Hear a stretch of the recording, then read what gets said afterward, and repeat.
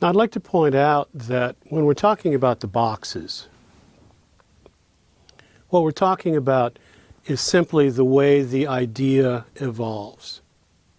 It's got nothing to do with verses or choruses or bridges or pre-choruses. That is, the boxes are simply a description of the way ideas move. So that the first box, the what's up, I'd just like to know. That first box could easily be two verses, a pre-chorus, and a chorus, all with the job of saying, what's up? I'd just like to know. You know, the snow is falling once again outside the windowsill, you know, whatever it is that you're doing. And here at Starbucks, I've been sitting here, listening to this, I just like to know, I just like to know, I just like to know. That could be the whole first box. Verse, verse, pre-chorus, chorus, whatever those things are.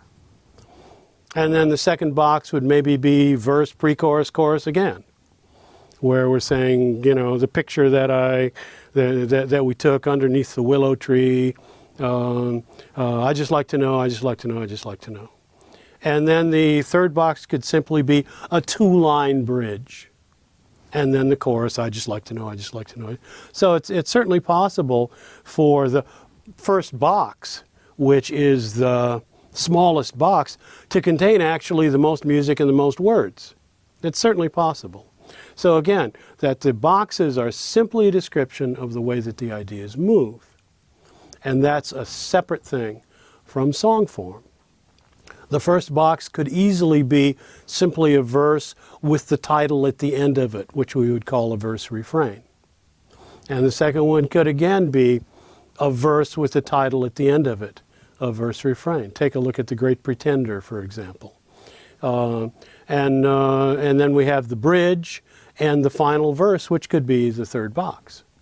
So that, again, song form is an independent concept from the boxes. Boxes simply describe the way the ideas move. But when we create a song, we generally create it in sections. And it's been convenient over the decades, over the centuries, to come up with names for the various segments, the various sections that you divide a song into. And those sections are generally put together in terms of what job they have to do. What is the function of the various sections? And so we have this section called verse, and the basic job of the verse is to give us the fundamental story or the fundamental feeling, the sort of platform that the song evolves from. I've been waiting here at Starbucks for so many days. And now that you've come to see me, I've got this to say. You look so happy, happy, happy each and every day. And these things, don't be intimidated by the fact I can just riff on this and it comes out so brilliantly. It's a gift that I have. Don't be intimidated. I just like to know, I just like to know, I just like to know. So that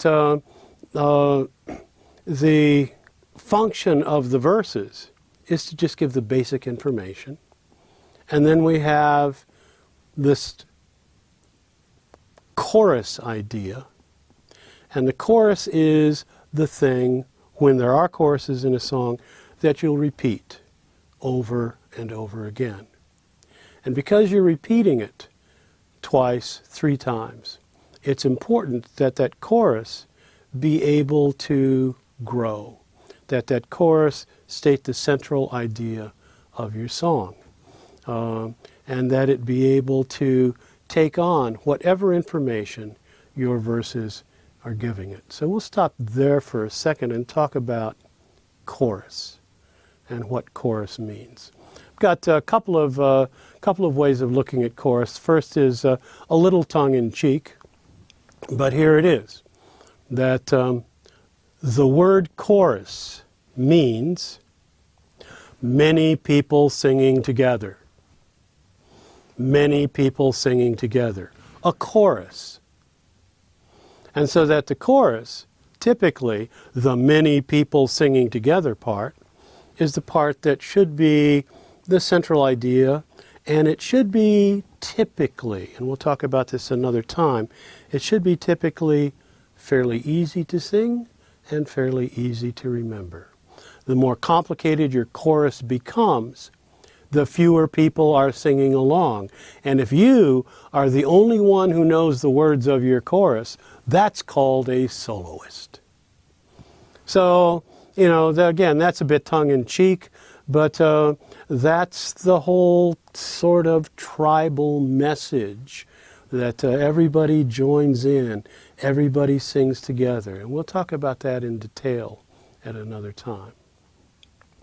Another way of looking at chorus, and I think a more helpful way, is to go back all the way to Greek drama, to Sophocles, to Aristophanes, to Aeschylus, where they had on stage what they called the Greek chorus.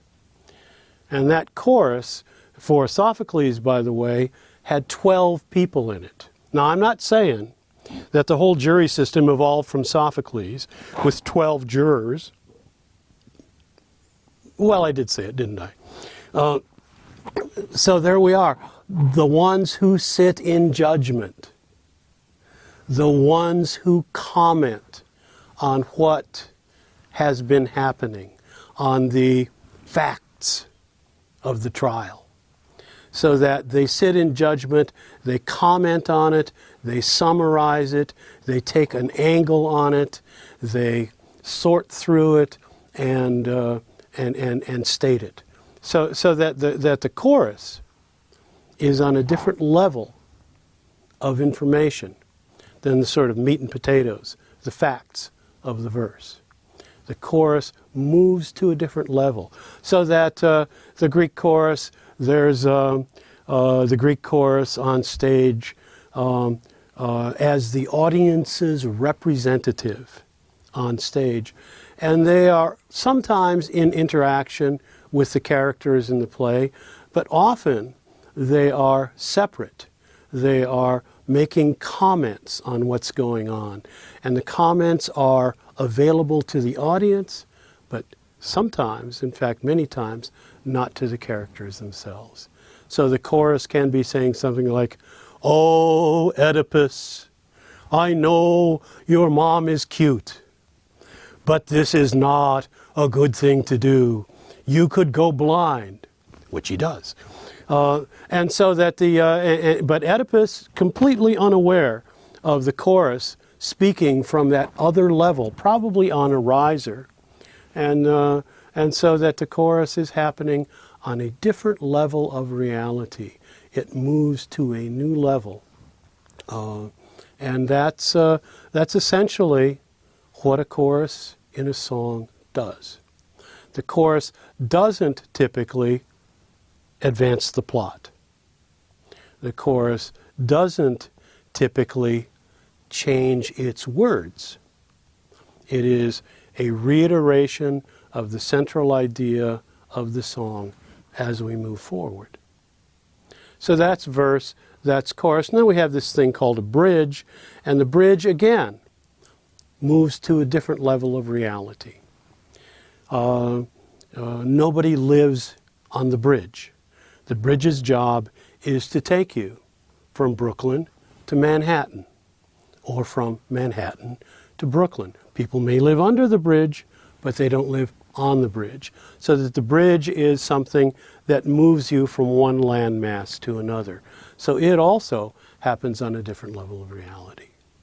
And we'll take a closer look at those concepts of verse, chorus, bridge. And by the way, this pre-chorus is actually just a little bridge that goes from verse to chorus. And we'll see some examples of that. I will refer you to some examples of that.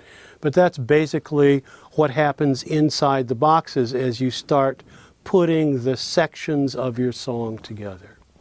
And the sections fit inside the boxes, and again, it's a very flexible thing. That is to say, the first box could easily contain simply one verse and one chorus. Second box, one verse and one chorus, and that may be the entire song.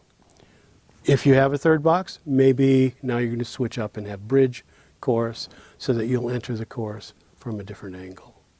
So that's very quick and easy song form. And you can refer to that when we get back to the musical aspects of this. But that's verse and chorus.